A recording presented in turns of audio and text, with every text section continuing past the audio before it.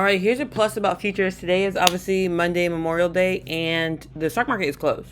You cannot trade today. However, a lot of futures people are trading today. Y'all know I traded almost every bank holiday. The only ones the futures are really closed on is like, not even Black Friday, Thanksgiving, and Easter. Easter's like the one of the few.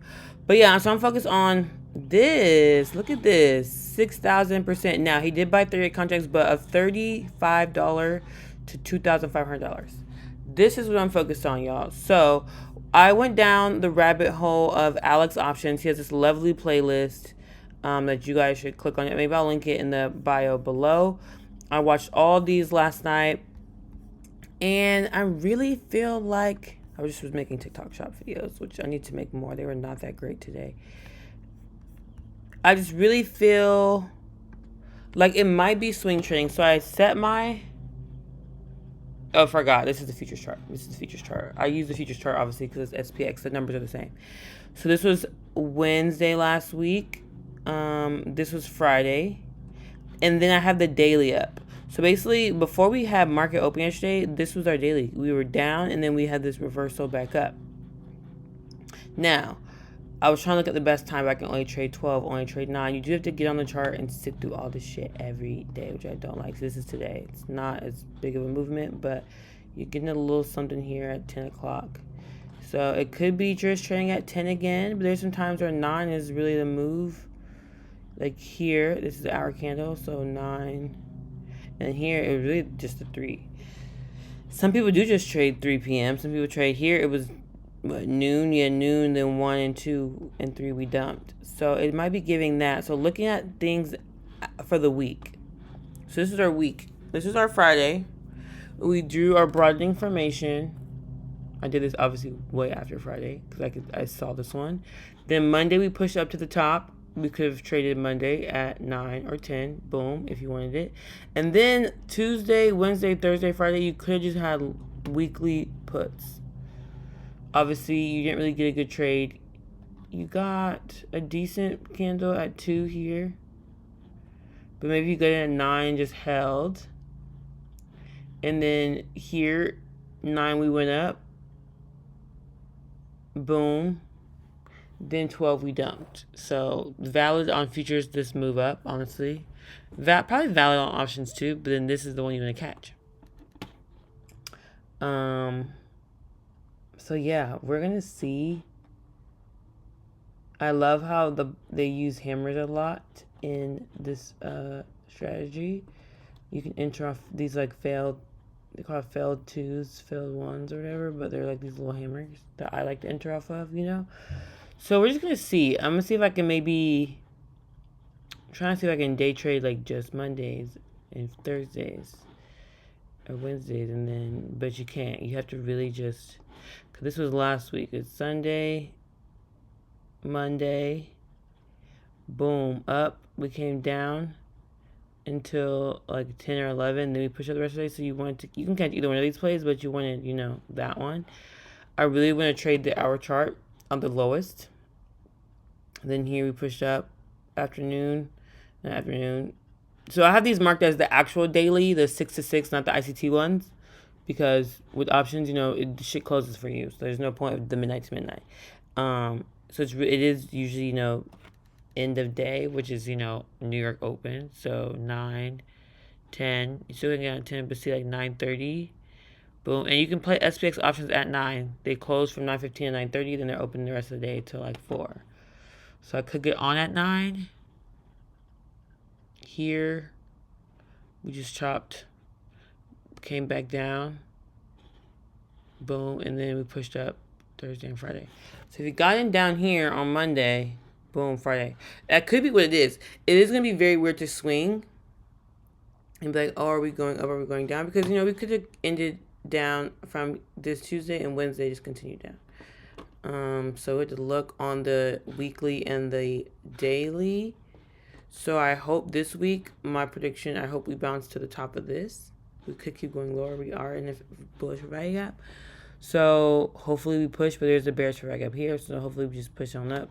That's why I want to just look how I can read these markets. I'm really good at reading, obviously, like 15:30, but the hour. Because there's so much, a day, it can easily come up here and then halfway out the day push lower, you know, for me. But let's see. I feel like, you know, last week if you had some weeklies, I don't the weekly chart isn't as clear though. I guess obviously this was last week. And this is the week we had this week, and this is the new week. May 27th, tomorrow. Okay, yeah. So we had that nice green week, and then we had the red week. So, like, looking at this, I'm like, Like, this is a down candle, this is an up candle. I have the indicator on, so it changes the color, but my outline is blue, our up candle's white, is down candle, so you have to just look at the border. So this is a down candle, this is an up candle technically, but it is red for some reason on this indicator that I don't know yet. But boom, a 2-2-1 reversal. I don't know, okay? But I feel like looking at the daily and the weekly, and I can probably just trade the week. Like, where are we ending up? Hopefully, but we'll see how this week looks. Obviously, nothing today, even though the S&P 500 is trading today. We are going to see what the week has for us on Tuesday. Oh, did I do something? Did I move something? Yeah, I don't want to move nothing. I'm going to move a damn thing. I personally do think we can go up. I do. Then you can zigzag up to the other side this week, which is this liquidity on the weekly and this liquidity on the daily. Whoa. What's going on there? Oh, all these little dashes. I forgot. Yeah. So, yeah. I think we could go up to this high. Someone did call this bearish reversal. You would enter here on Wednesday shorts and write it down to Friday. So I don't know if we got anything here. Maybe this one we got to buy here on Wednesday, and then Thursday, Friday we came up. Could help to Monday, I guess. You go in here. So I don't know. So we're gonna look and see. I would personally like to day trade it every day, but I just looking at it, I'm not seeing that option. Like, obviously Monday, boom, buys. Tuesday, I guess some shorts if you held them all day.